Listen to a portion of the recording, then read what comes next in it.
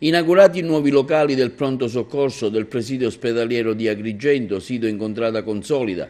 Previsti maggiori spazi, tra cui un'ampia sala d'ingresso con zona di accoglienza e orientamento, una zona protetta in attesa di visita e consulenza, 2 sale per i codici gialli e verdi, 3 postazioni di assistenza per i codici rossi, 1 di visita per i codici bianchi e 5 postazioni per le prime cure ai pazienti già visitati. A tagliare il nastro il cardinale di Agrigento Don Franco Montenegro, alla presenza delle massime autorità civili e militari. A fare gli onori di casa il commissario straordinario Gervasio Venuti. Un momento importante che vede appunto il rifacimento del look del pronto soccorso. È un nuovo pronto soccorso che ha dei percorsi totalmente diversi da prima. Abbiamo previsto una serie di soluzioni organizzative che sono, secondo noi, molto vantaggiose sia per l'utenza sia per gli operatori. In particolare abbiamo previsto una sala dei codici bianchi che è un percorso alternativo per tutti quei pazienti che arrivano al pronto soccorso sapendo di avere alle spalle una struttura organizzata e un vero e proprio presidio ospedaliero con tutti i suoi servizi, ma arrivano al pronto soccorso senza che sia appropriato l'ingresso al pronto soccorso. Abbiamo una sala di codici bianchi che ha 2 metri di distanza dal triage, cioè dal momento di prima valutazione, li indirizziamo immediatamente senza fare code a questa sala in cui è presente un medico che non è un dirigente medico di pronto soccorso, ma è un medico convenzionato, il quale medico fa il suo lavoro come se fosse in un punto di prima intervento, un punto di continuità assistenziale, però senza fare code e immediatamente assistendo il paziente scarica, a nostro avviso, di circa un 30% il carico del pronto soccorso delle altre sale.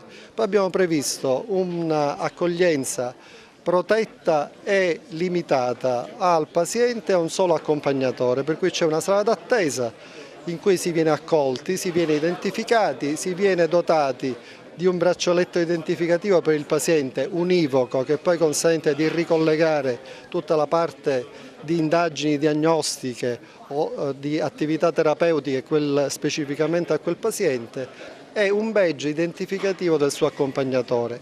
Il resto della famiglia o degli accompagnatori e degli amici resta in attesa all'esterno, eventualmente può sostituirsi ma con un solo accompagnatore alla volta. Questo fa sì che ci sia molta più tranquillità in sala interna, nella sala d'aspetto interna, e ci sia anche una maggiore sicurezza per gli utenti e per gli accompagnatori. Non può succedere che un gruppo familiare in qualche maniera innervosito di una situazione particolarmente critica si presenti al pronto soccorso e crei delle condizioni di precarietà, di insicurezza per gli utenti o magari di danno alle cose e alle persone. Poi abbiamo 3 sale per codici rossi, 4 sale per terapie immediate che si aggiungono agli 8 posti di osservazione breve intensive e ai 12 posti di medicina d'urgenza. Questo fa sì che ci sia un grosso polmone di spazi e di attività che consentono agli utenti di trovare immediatamente risposta con un maggiore e immediata tempo e qualità dell'assistenza.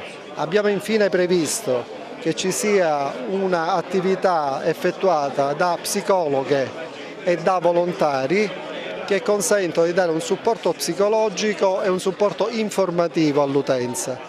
Questo è estremamente importante perché tante volte la precarietà dello stato in cui ci si trova, la sofferenza e lo stato di ansia che è legato alla patologia fanno sì che il solo fatto di sentirsi dire guarda, ti stiamo refertando, guarda che ti stiamo seguendo, guarda che ti stiamo curando, è fondamentale per avere un effetto estremamente positivo sia sul piano psicologico sia sul piano dell'efficacia della cura. Quindi potremmo dire finalmente stop alle lunghe attese in pronto soccorso? Limiteremo le lunghe attese al pronto soccorso. Le lunghe attese sono in alcuni casi fatti fisiologici legati al carico di lavoro che in alcuni casi imprevedibilmente è molto forte. Però sicuramente dirottare parte dell'utenza ai codici bianchi, fare un'attività appropriata anziché inappropriata e avere differenziato i percorsi e aumentato il personale è fondamentale.